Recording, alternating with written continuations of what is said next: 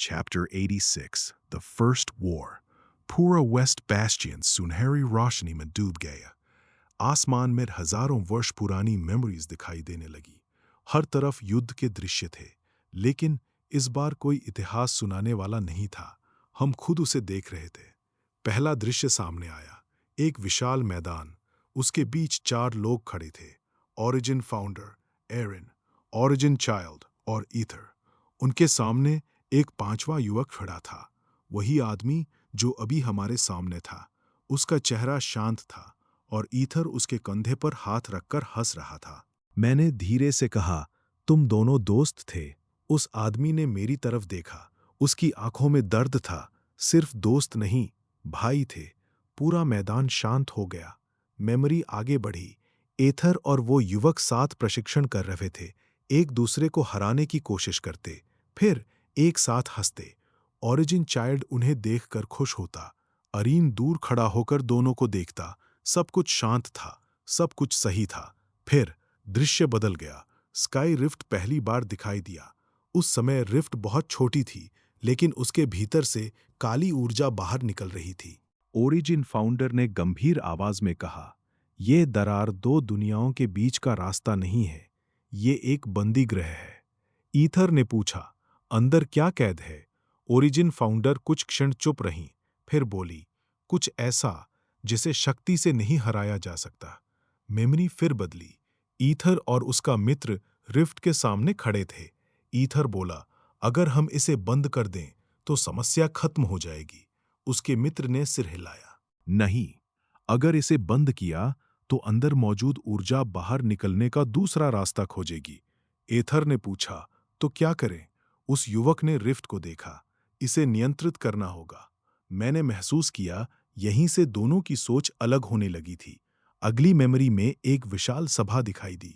Ether लोगों को समझा रहा था, हार्ट को किसी एक व्यक्ति के हाथ में नहीं छोड़ा जा सकता। हमें गार्डियन सिस्टम बनाना होगा। लेकिन उसका मित्र विरोध में खड़ा था। नहीं, अगर 7 लोग हार्ट से जुड़े तो सातों की इच्छाएं हार्ट को अलग अलग दिशाओं में खींचेंगी। ईथर ने कहा, फिर एक गार्डियन? उसने जवाब दिया, एक व्यक्ति को इतनी शक्ति देना, उसे देवता बना देना होगा। पूरा मैदान शांत हो गया। तभी ओरिजिन फाउंडर ने बीच में कहा, दोनों सही हो सकते हैं। ईथर और उसका मित्र एक दूसरे की तरफ देखने लगे, लेकिन उस समय तक बहुत देर हो चुकी थी। उनके बीच विश्वास में दरार पड़ चुकी थी। मेमोरी तेजी से आगे बढ़ी। युद्ध शुरू हुआ।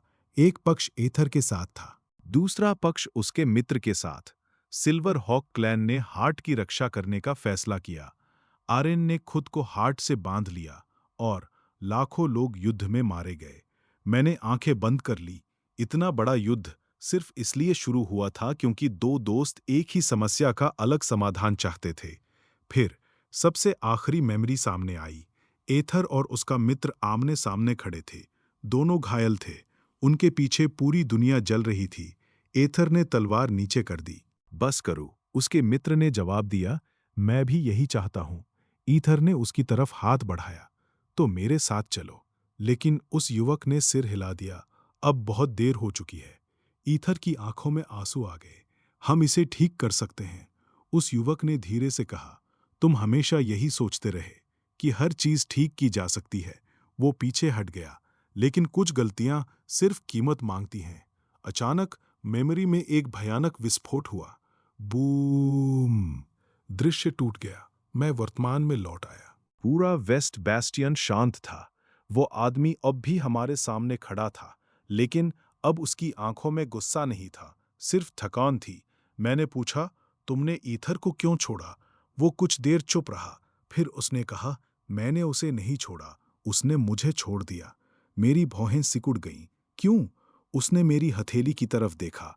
7 आंसर्स के सिंबल्स अब भी मंद थे, क्योंकि ईथर ने फैसला कर लिया था कि दुनिया को बचाने के लिए उसे अपने सबसे करीबी इंसान को भी बलिदान करना पड़े। पूरा मैदान शांत हो गया। इलियोस ने आंखें बंद कर लीं, जैसे वो जानता था कि अगला वाक्य कितना भारी होगा। वो आदमी धीरे से बोला, और वो इंसान? उसने अपने सीने पर हाथ रखा। मैं था। लायरा की सांस रुक गई। जैस्मिन ने मेरी तरफ देखा। दज्जाल भी चुप था। मैंने पूछा, तो ईथर ने तुम्हें मार दिया? उसने सिर हिलाया। नहीं, उसने मुझे रिफ्ट के भीतर भेज दिया। मेरी आंखें फैल गई। क्यों? उसकी आवाज धीमी हो गई। क्योंकि मैं रिफ्ट के अंदर मौजूद शक्ति को नियंत्रित कर सकता था। और उसने सोचा, मैं वापस नहीं आऊंगा। अचानक मेरी हथेली के 7 आंसर्स फिर चमक उठे, लेकिन इस बार उनकी रोशनी उस आदमी की तरफ जा रही थी। ट्रांसपेरेंट स्क्रीन दिखाई दी। Historical conflict recognised. Ether versus the first guardian conflict type. Broken trust. मेरी सांस रुक गई। ब्रोकन ट्रस्ट, यही असली जड़ थी। मैंने उसकी तरफ देखा। तुम्हारा नाम क्या है? वह कुछ क्षण चुप रहा। फिर पहली बार उसने अपना नाम बताया। मेरा नाम केल है। पूरा मैदान शांत हो गया। इलियोस ने धीरे से सिर झुका दिया। केल, द फर्स्ट गार्डियन। लेकिन अगले ही पल केल की आंखें काली हो गई। उसके शरीर से काली ऊर्जा बाहर निकलने लगी। उसने अपना सिर पकड़ लिया। नहीं, फिर से नहीं। मैं आगे बढ़ा। केल, उसने मेरी तरफ देखा। उसकी आंखों में अब उसका अपना दर्द नहीं था। कुछ और था, कुछ बहुत पुराना। उसके पीछे काली छाया उभरी और एक दूसरी आवाज उसके मुंह से निकली। ईथर, तुमने मुझे कैद किया था। अब तुम्हारा उत्तराधिकारी मेरी कैद खोलेगा। बूम! पूरा वेस्ट बैस्टियन फिर कांप उठा और मेरी हथेली के सातों सिंबल्स एक साथ बुझ गए। Chapter 87। The 7 symbols go dark. Boom! West Bastion की जमीन बुरी तरह कांप उठी। मेरी हथेली पर बने सातों सिंबल्स एक एक करके बुझ चुके थे। पहली बार पूरी तरह। मैंने अपनी हथेली को देखा। कुछ नहीं, ना सुनहरी रोशनी, ना कोई रेजोनेंस, ना कोई आंसर, बस खालीपन। मेरे सामने केल खड़ा था। उसके शरीर से काली ऊर्जा निकल रही थी, लेकिन वो खुद उस शक्ति को नियंत्रित नहीं कर पा रहा था। उसका चेहरा दर्द से विकृत हो गया। नहीं, ये मेरी शक्ति नहीं है। वो वापस आ गया है। जैस्मिन तुरंत मेरे पास आई। उसने मेरी कलाई पकड़ ली। हतिम, तुम्हारे सिंबल्स। मैंने सिर हिलाया। मुझे पता है, लेकिन अंदर से मैं खुद टूट रहा था, क्योंकि इन सिंबल्स ने मुझे कभी अकेला नहीं छोड़ा था। हर संकट में, हर निर्णय में वे मेरे साथ रहे। और अब वे खामोश थे। तभी दज्जाल ने अपनी तलवार जमीन में गाड़ दी। उसने केल को ध्यान से देखा। ये पोजेशन नहीं है। तो फिर? दज्जाल ने जवाब दिया। उसके भीतर कोई दूसरी आत्मा नहीं आई, बल्कि केल की अपनी शक्ति उसके खिलाफ इस्तेमाल हो रही है। एलियोस का चेहरा गंभीर हो गया। मैंने सोचा था ये दिन कभी नहीं आएगा। मैंने पूछा, क्या हो रहा है? एलियोस ने वेस्ट बैस्टियन के नीचे की दरार की तरफ देखा। फर्स्ट वॉर के समय केल ने रिफ्ट की शक्ति को अपने भीतर बांध लिया था। उसके बाद उस शक्ति का एक हिस्सा उसके साथ जुड़ गया। वो रुके आज तक। तभी केल ने अचानक सिर उठाया। उसकी काली आंखों में अब चेतना लौट रही थी। वो कांपते हुए बोला, हातिम। मैं आगे बढ़ा। क्या हुआ? उसने मुश्किल से कहा। मेरे पास ज्यादा समय नहीं है। मैं उसके पास पहुंचा। उसने मेरा हाथ पकड़ लिया। उसका हाथ बर्फ जैसा ठंडा था। 7 आंसर्स को वापस पाने की कोशिश मत करना।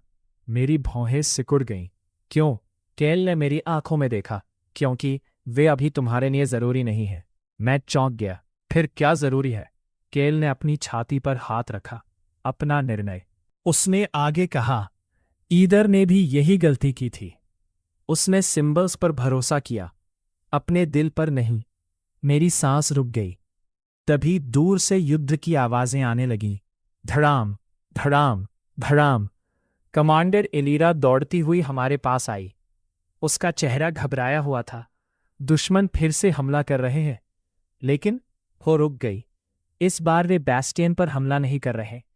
दज्जाल ने पूछा, तो कहाँ? एलीरा ने आसमान की तरफ देखा।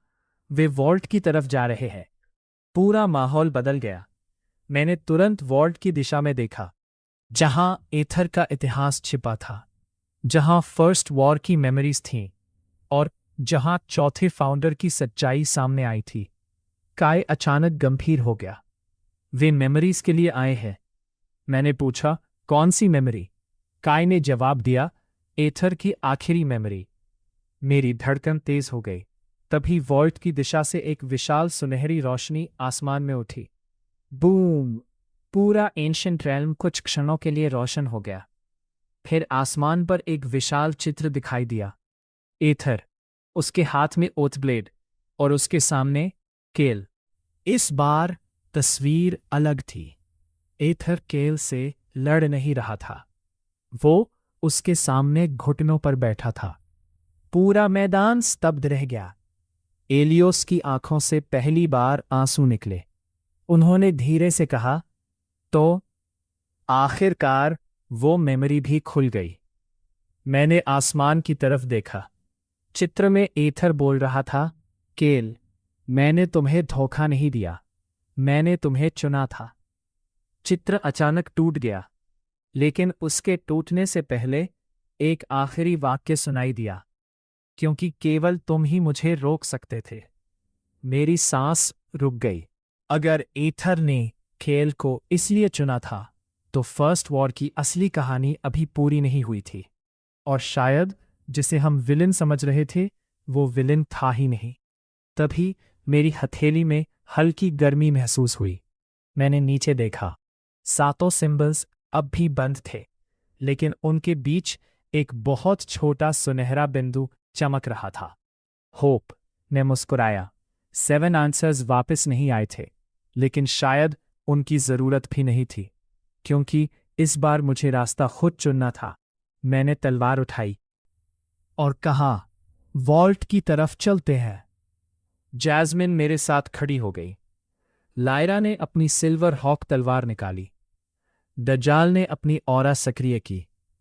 काय मुस्कुराया, और केल पहली बार शांत दिखाई दिया। लेकिन दूर वॉल्ट के अंदर किसी ने धीरे से कहा, उसे वॉल्ट तक मत पहुंचने देना। और अंधेरे में एक नया चेहरा दिखाई दिया। Chapter 88, the man inside the vault. Vault की ओर जाने वाला रास्ता बर्फ और धुएं से भर चुका था। दूर से लगातार युद्ध की आवाजें आ रही थी, धड़ाम धड़ाम धड़ाम। लेकिन हम चारों रुकने वाले नहीं थे। मैं सबसे आगे था। मेरी हथेली पर 7 आंसर्स अब भी शांत थे। सिर्फ बीच में एक छोटा सुनहरा बिंदु चमक रहा था, होप। मेरे पीछे जैस्मिन चल रही थी। उसने धीरे से पूछा, तुम्हें डर नहीं लग रहा? मैं कुछ सेकंड चुप रहा, फिर मुस्कुराया। लग रहा है। जैस्मिन ने मेरी तरफ देखा। मैंने आगे कहा, लेकिन अब समझ आया है, डर का मतलब ये नहीं कि हम रुक जाएं। डर का मतलब है कि हमें और सावधान होकर आगे बढ़ना चाहिए। जैस्मिन हल्का सा मुस्कुराई। अब तुम सच में बदल रहे हो। लायरा हमारे पीछे चल रही थी। उसके हाथ में सिल्वर हॉक तलवार थी। वो बार बार पीछे देख रही थी, जहां उसके पिता जनरल आर्कटूरस हार्ट की रक्षा कर रहे थे। उसने धीरे से कहा, मैं वापस जाऊंगी, लेकिन पहले। उसकी आंखों में दृढ़ता आ गई। मुझे ये युद्ध खत्म करना होगा। दज्जाल अचानक रुक गया। चुप। हम सब रुक गए। कुछ सेकंड तक कोई आवाज नहीं आई। फिर टक टक टक, किसी के कदमों की आवाज। हमारी दिशा में नहीं, वॉल्ट के अंदर से। दज्जाल ने अपनी तलवार निकाल ली। कोई हमारा इंतजार कर रहा है। मैंने पूछा, दुश्मन? दज्जाल ने सिर हिलाया, पता नहीं। फिर उसने मेरी तरफ देखा, और यही सबसे खतरनाक बात है, हम धीरे धीरे वॉल्ट के विशाल द्वार तक पहुंचे। द्वार खुला हुआ था, लेकिन अंदर कोई सैनिक नहीं था, न कोई गार्डियन, न कोई ऑर्डर ऑफ ईथर का योद्धा। बस सैकड़ों जलते हुए क्रिस्टल आर्काइव्स। उनमें फर्स्ट वॉर की मेमोरीज कैद थीं। तभी एक क्रिस्टल हमारे सामने हवा में तैरने लगा। उसमें एक दृश्य दिखाई दिया, एथर, कैल और एक तीसरा व्यक्ति। लेकिन इस बार उसका चेहरा साफ था। मैंने उसे देखते ही पहचान लिया, इलियोस। इलियोस की मेमोरी में वो जवान था, लेकिन उसके हाथ में ओथ ब्लेड थी। मेरी सांस रुक गई। तभी पीछे से आवाज आई, अब तुम समझने लगे हो। हमने मुड़कर देखा। एलियोस खुद हमारे पीछे खड़ा था। मैं चौंक गया। आप यहाँ कैसे? वो मुस्कुराया। क्योंकि वॉल्ट ने मुझे बुलाया है। दज्जाल ने तुरंत पूछा, आपने हमें पहले क्यों नहीं बताया कि आपके पास ओथ ब्लेड थी? एलियोस कुछ क्षण चुप रहा, फिर उसने कहा, क्योंकि उस तलवार को उठाने वाला इतिहास बदल देता है। मैंने पूछा, तो फिर आपने उसे क्यों उठाया था? एलियोस की आंखों में पछतावा उतर आया, क्योंकि मैं डर गया था। पूरा वॉल्ट शांत हो गया। एलियोस धीरे धीरे आगे बढ़ा। उसने एक क्रिस्टल को छुआ। मेमोरी बदल गई। हजारों वर्ष पहले ईथर और कायल युद्ध के बीच खड़े थे। दोनों घायल थे। ईथर के हाथ में ओथ ब्लेड थी। कायल के शरीर पर काली ऊर्जा फैल रही थी और उनके सामने एलियोस खड़ा था, युवा, डरा हुआ। उसने कहा, अगर तुम दोनों नहीं रुके तो पूरी दुनिया खत्म हो जाएगी। ईथर ने जवाब दिया, हम रुक नहीं सकते। कायल बोला, क्योंकि अब हमें एक दूसरे पर भरोसा नहीं है। एलियोस रो पड़ा, तो मुझे चुनने दो। ईथर और कायल दोनों उसकी तरफ देखने लगे। एलियोस ने ओथ ब्लेड उठा ली और तलवार ने उसे स्वीकार कर लिया। मेमोरी अचानक टूट गई। मैंने एलियोस की तरफ देखा। आपने दोनों को अलग किया था? उसने सिर झुका लिया। हाँ, मैंने सोचा था अगर दोनों अलग हो जाएंगे तो युद्ध रुक जाएगा। मैंने पूछा, लेकिन रुका नहीं?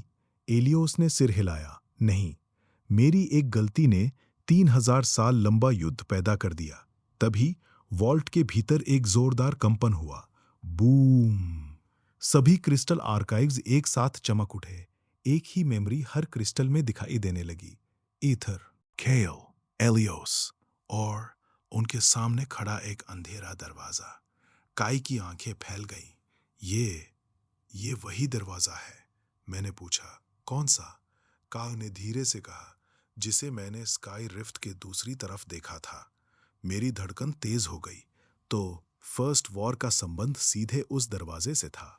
तभी वॉल्ट की सबसे गहरी दीवार में एक छिपा हुआ हिस्सा खुला। अंदर एक छोटा कमरा दिखाई दिया और उसके बीच एक पत्थर की कुर्सी। उस कुर्सी पर कोई बैठा था। चेहरा छाया में था, लेकिन उसकी आवाज सुनते ही एलियोस का चेहरा सफेद पड़ गया। तुम? वो व्यक्ति धीरे धीरे खड़ा हुआ।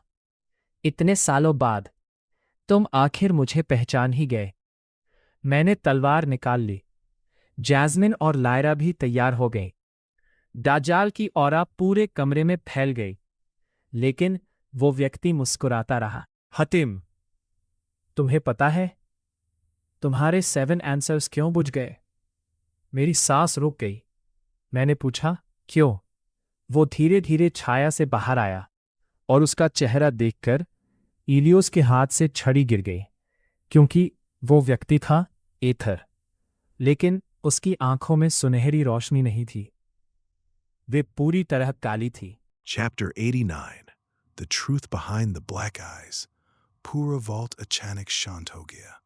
मेरे सामने एथर खड़ा था, लेकिन ये वही एथर नहीं था जिसे हमने मेमोरीज में देखा था। उसकी आंखें पूरी तरह काली थीं। उसके शरीर के चारों ओर कोई ऑरा नहीं थी। फिर भी उसकी मौजूदगी पूरे वॉल्ट पर भारी पड़ रही थी। एलियोस कुछ कदम पीछे हट गए। उनके चेहरे पर ऐसा डर था जो मैंने पहले कभी नहीं देखा था। नहीं, ये संभव नहीं है। एथर ने उनकी तरफ देखा। तुमने सोचा था मुझे हमेशा के लिए छिपा दोगे? इलियोस की आवाज कांप गई। मैंने तुम्हें नहीं छिपाया। एथर हल्का सा मुस्कुराया। तुमने मेरा इतिहास मिटाया था और फिर मुझे मरने के लिए छोड़ दिया। मेरी मुट्ठी तलवार पर कस गई। तुम असली एथर हो? उसने मेरी तरफ देखा। कुछ सेकंड तक वो चुप रहा। फिर हाँ, मेरी सांस रुक गई। लेकिन काई तुरंत बोला, नहीं। सबने उसकी तरफ देखा। काई ने एथर को ध्यान से देखा। ये शरीर ईथर का है, लेकिन इसके अंदर ईथर नहीं है। ईथर की मुस्कान गायब हो गई। दज्जाल ने तुरंत बात समझ ली। तो कोई उसकी आत्मा का इस्तेमाल कर रहा है। ईथर ने धीरे से ताली बजाई। बहुत अच्छा, तुम अब भी उतने ही समझदार हो दज्जाल। दज्जाल की आंखें सिकुड़ गई। तुम मुझे जानते हो? ईथर ने जवाब नहीं दिया। तभी मेरी हथेली पर मौजूद छोटा सुनहरा बिंदु चमक उठा। होप। ईथर की काली आंखों में अचानक दर्द दिखाई दिया। वो एक कदम पीछे हट गया। ये अभी भी बचा है? मेरी भौहें सिकुड़ गईं। क्या? उसने मेरी हथेली की तरफ देखा। 7 आंसर्स की आखिरी लौ। मैंने पूछा, मेरे सिंबल्स क्यों बुझ गए? एथर कुछ सेकंड चुप रहा, फिर उसने कहा, क्योंकि तुमने पहली बार उनके बिना निर्णय लिया। मैं चौंक गया। एथर आगे बढ़ा। 7 आंसर्स तुम्हारी शक्ति नहीं थे, वे तुम्हारे भीतर के निर्णयों का प्रतिबिंब थे। जब तक तुम उनके सहारे निर्णय लेते रहे, वे चमकते रहे। लेकिन जब तुमने कहा, उसकी नजर सीधी मेरी आंखों में थी। मैं खुद रास्ता चुनूंगा। वो मुस्कुराया। तब 7 आंसर्स को तुम्हारी जरूरत नहीं रही। मेरी सांस धीमी हो गई। तो सिंबल्स का बुझना हार नहीं था, वो एक परीक्षा थी। तभी जैस्मिन मेरे पास आई। उसने धीरे से कहा, इसका मतलब तुम्हारी शक्ति खत्म नहीं हुई। मैंने सिर हिलाया। शायद अब मुझे खुद पर भरोसा करना होगा। जैस्मिन मुस्कुराई। तुम्हें ये बहुत पहले समझ जाना चाहिए था। एथर अचानक गंभीर हो गया। लेकिन एक समस्या अभी भी है। उसने वॉल्ट की छत की तरफ देखा। हार्ट ऑफ द रिफ्ट अब सिर्फ 11% पर है। और अगर वो टूट गया। उसने अपनी उंगली हवा में उठाई। पूरा वॉल्ट एक दृश्य में बदल गया। मैंने देखा, हार्ट टूट रहा था। एंशिएंट रेल्म के शहरों की ऊर्जा खत्म हो रही थी। स्काई रिफ्ट पूरी तरह खुल रहा था और दोनों दुनियाओं के बीच की सीमा टूट रही थी। लेकिन सबसे आखिरी दृश्य देखकर मेरी सांस रुक गई। एक विशाल काला दरवाजा, उसके पीछे कुछ जाग रहा था। ईथर ने कहा, फर्स्ट वॉर का असली कारण मैं नहीं था, कैल भी नहीं था, एलियस भी नहीं। मैंने पूछा, फिर कौन? ईथर की काली आंखों में डर उतर आया। उसने दरवाजे की तरफ देखा, जिसे हमने 3000 साल पहले बंद किया था। अचानक पूरा वॉल्ट हिलने लगा। CRAAAAC के दीवारों में दरारें फैलने लगी और दूर स्काई रिफ्ट की दिशा से एक विशाल गर्जना सुनाई दी। रो AARRRRR। कैल की आवाज अचानक वॉल्ट के बाहर से आई। एथर। ईथर ने आंखें बंद कर ली, जैसे वो आवाज सुनकर उसे दर्द हुआ हो। फिर उसने मेरी तरफ देखा। हातिम, अगर तुम मुझे सच में रोकना चाहते हो। उसने अपना हाथ आगे बढ़ाया। उसकी हथेली पर एक काला सिंबल चमक उठा। तो पहले मुझे याद दिलाओ कि मैं कौन था। मेरी हथेली में होप की छोटी रोशनी तेज हो गई। मैंने तलवार नीचे कर दी, क्योंकि अब मुझे समझ आ चुका था, हमें ईथर को हराना नहीं था, हमें ईथर को वापस लाना था। लेकिन उससे पहले उसके भीतर छिपी काली शक्ति को समझना जरूरी था। तभी वॉल्ट के सबसे पीछे एक पत्थर की दीवार अपने आप खुल गई। उसके पीछे एक सीढ़ी नीचे जा रही थी और उस सीढ़ी के ऊपर लिखा था, where the first war truly began. मैंने एक गहरी सांस ली। जैस्मिन मेरे साथ खड़ी हो गई। लायरा ने तलवार कस ली। दज्जाल ने चुपचाप सिर हिलाया। काई ने मेरी तरफ देखा और कायल पहली बार मुस्कुराया। हम सीढ़ियों की तरफ बढ़े, लेकिन नीचे से एक आवाज पहले ही सुनाई दे चुकी थी। आओ, मैं 3000 साल से तुम्हारा इंतजार कर रहा हूं। Chapter 90, where the first war began. पत्थर की सीढ़ियां अंधेरे में नीचे उतर रही थीं। 1, 2, 3। हर कदम के साथ ऊपर की दुनिया की आवाजें कम होती जा रही थीं। युद्ध की आवाज, सैनिकों की चीखें, टूटती दीवारें, सब धीरे धीरे पीछे छूट रहे थे। अब सिर्फ टक टक टक हमारे कदमों की आवाज थी। मैं सबसे आगे था। मेरे पीछे जैस्मिन, लायरा और दजाल। काई की आत्मा हमारे साथ थी और कुछ दूरी पर कैल चल रहा था। ईथर अभी भी वॉल्ट के ऊपर था। उसने हमारे साथ नीचे आने से मना कर दिया था। उसने सिर्फ इतना कहा था, जो नीचे है उसे देखने के बाद शायद तुम मुझे अलग नजर से देखोगे। कुछ देर बाद सीढ़ियां खत्म हो गईं। हम एक विशाल भूमिगत कक्ष में पहुंचे। मेरी सांस रुक गई। कक्ष के बीच एक गोलाकार पत्थर का मंच था। उसके चारों ओर हजारों प्राचीन सिंबल्स बने थे, लेकिन सबसे बीच में एक विशाल काला पत्थर रखा था। उसके ऊपर लिखा था, द फर्स्ट सील। दज्जाल धीरे धीरे आगे बढ़ा। उसने पत्थर को देखा, फिर उसकी आंखें फैल गईं। ये किसी सील का हिस्सा नहीं है। मैंने पूछा, तो क्या है? दज्जाल ने जवाब दिया, ये खुद एक। वो रुक गया। मेमोरी है।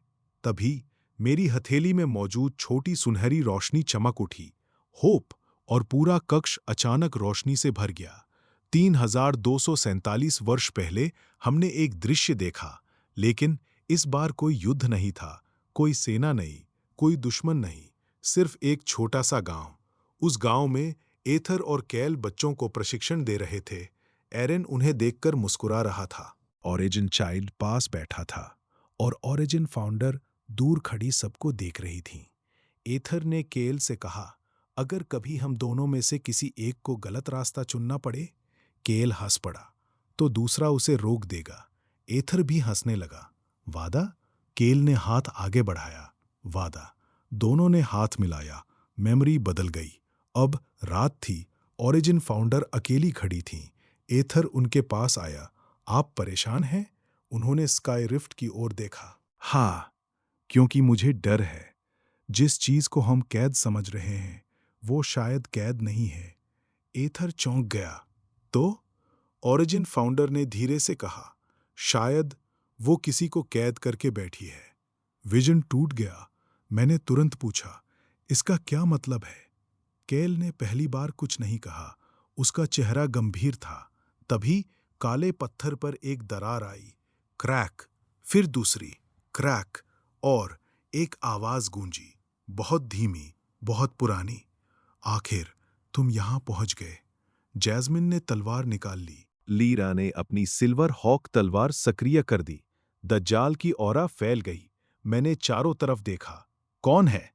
आवाज फिर आई। जिसे तुमने 3000 वर्षों से दुश्मन समझा, वही तुम्हें सच्चाई बताएगा। अचानक काले पत्थर के ऊपर एक आकृति बनने लगी। पहले धुंध, फिर चेहरा, और मेरी सांस रुक गई। वो ओरिजिन फाउंडर थीं, लेकिन वो मेमोरी नहीं थीं। उनकी आंखों में चेतना थी। उन्होंने सीधे मेरी तरफ देखा। हातिम, मैं आगे बढ़ा। आप? उन्होंने हल्की मुस्कान दी। मैं तुम्हारी कल्पना से बहुत पहले मर चुकी हूं। मैं चुप रहा। उन्होंने आगे कहा, लेकिन मेरी चेतना का एक अंश फर्स्ट सील में सुरक्षित था।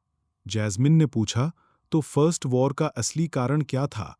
ओरिजिन फाउंडर का चेहरा गंभीर हो गया। कुछ क्षण तक उन्होंने कोई जवाब नहीं दिया।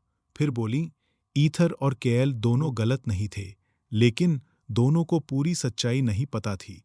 मेरी धड़कन तेज हो गई। उन्होंने हाथ उठाया। पूरा कक्ष एक विशाल दृश्य में बदल गया। स्काई रिफ्ट, उसके अंदर एक विशाल संसार, और उसके बीच एक विशाल काला दरवाजा। लेकिन दरवाजे के पीछे कोई राक्षस नहीं था। वहां एक पूरी सभ्यता थी। लाखों लोग, शहर, जीवन, बच्चे, परिवार। मैं स्तब्ध रह गया। ये, ओरिजिन फाउंडर ने कहा, इन्हें हमने बंद किया था। मेरी सांस रुक गई। 3000 साल पहले एंशिएंट रेल्म और उस दूसरी दुनिया के बीच युद्ध नहीं हुआ था। हमने उनकी दुनिया को बंद कर दिया था। पूरा कक्ष खामोश हो गया। दज्जाल की आंखें फैल गईं। क्यों? ओरिजिन फाउंडर की आवाज भारी हो गई। क्योंकि उनकी शक्ति हमारी शक्ति से बहुत आगे थी, और हमें डर था कि एक दिन वे हमें मिटा देंगे। मेरी मुट्ठी कस गई। जिसे हम सदियों से असली दुश्मन समझ रहे थे, शायद वो दुश्मन था ही नहीं। तभी ओरिजिन फाउंडर ने मेरी तरफ देखा। लेकिन हमने एक गलती की। हमने उन्हें बंद किया, और उनके साथ एक गार्डियन भी भेज दिया। मेरी सांस रुक गई। मैंने धीरे से पूछा, कौन? ओरिजिन फाउंडर ने मेरी तरफ देखा, फिर केल की तरफ। केल की आंखें बंद हो गईं। केल। पूरा कक्ष शांत हो गया। केल ने धीरे से कहा, मैंने उन्हें बचाने की कोशिश की थी, लेकिन उसकी आवाज टूट गई। मैं भी वहीं कैद हो गया। अब मुझे सब समझ आने लगा।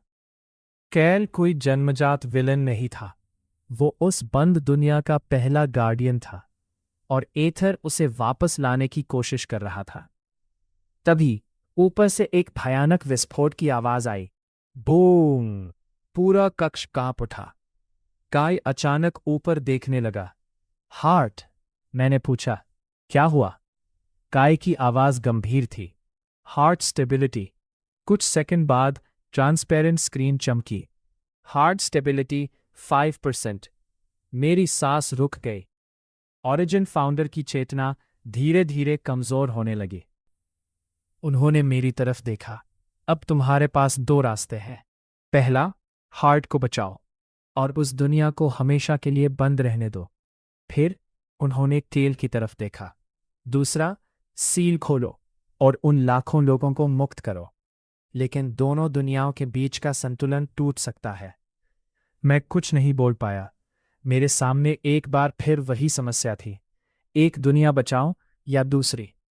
तभी मेरी हथेली में बुझ चुके 7 सिंबल्स में से पहला सिंबल हल्का चमका, फिर दूसरा, फिर तीसरा।